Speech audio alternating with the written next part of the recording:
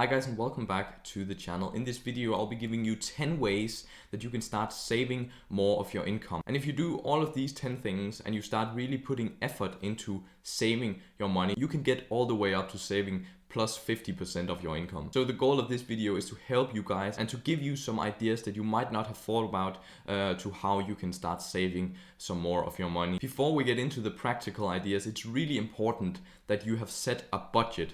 So take an Excel sheet, plug in all of your expenses and all of your income, and then you can see the difference when you start applying these 10 ways. The first thing is a place where I know a lot of people spend way too much money, and that is subscriptions. Go through and sort out all the unnecessary subscriptions that you have. You can even go as far as to cancel your gym membership, get some weights and start working out at home. I've done this myself because I simply don't want to pay these high monthly subscriptions to a gym. So working out at home, you can get the exact same results as if you were in the gym, but you then save that monthly expense. Also, don't have 3 different streaming platforms. Cut all of your streaming services down to 1 or 2 and take the cheapest option. It's important that when you start to save money, you start with the biggest areas, the areas where you have got the most expenses. And for most people, this will be things like housing, food, and transport.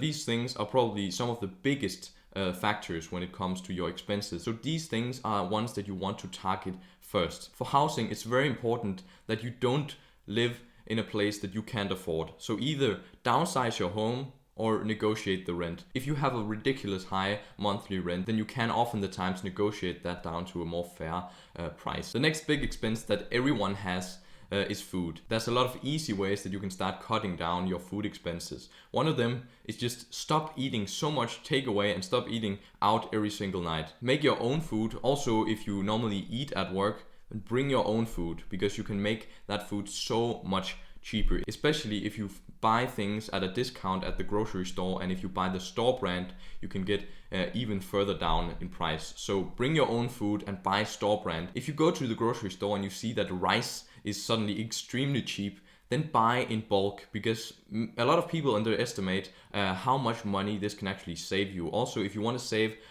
both money and time, then start cooking in bulk. Cook a huge quantity of food and then put it in some containers and store it in your freezer. And then every time you're tempted to dial the phone and get some easy takeout food, well then go into your freezer and then just throw a container of food in your microwave, and then you got a meal. So this is something that can save you so much money. So definitely be creative with how you can save money when it comes to your food. Another place where people spend way too much money is buying new stuff all the time. If you're a student looking to save money, then buy your books used. Also, your computer. Don't buy a new computer every single time you want to upgrade. You can always find a used computer so much cheaper. And ask yourself the question, do I really need this new Mac for 5 grand? So cut back on some of these things that you're buying and start buying them used instead. Instead of upgrading to the newest phone, then buy an old used one.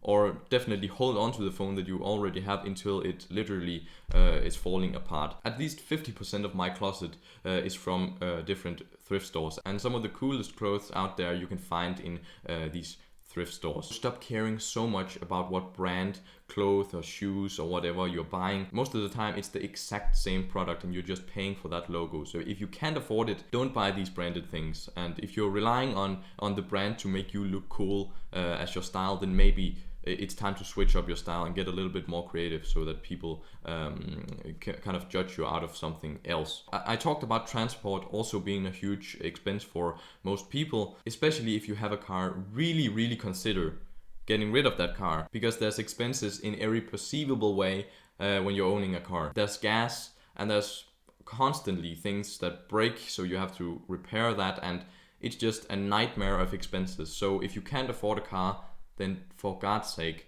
don't buy one.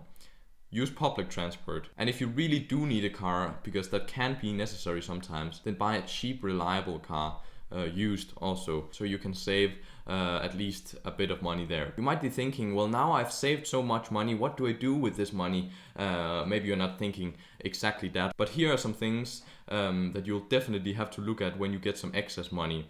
And that is, first of all, most important thing on this whole list is pay off bad debt. There's good debt and there's bad debt. Bad debt is like high interest, 10, 15, 20% credit card debt. That is the debt that you want to attack. And that is really before you start putting any money aside. I don't care if your bank balance is 0. I don't want to see those red numbers that are like high interest debt. Pay that off as soon as you possibly can, and hopefully these tricks shown in this video will help you be able to attack that bad debt. Good debt is like 2, 3, 5, 6% interest rate debt. That is on the lower side, and that is not debt that you will have to be so worried about. If you have a loan under 3%, then I recommend holding that loan, because generally you'll be able to generate a higher return than 3%, and then, well, it's not necessary to pay off that debt. So good debt and bad debt, understand the difference, and really never start using the bad debt. That is really where things get dangerous.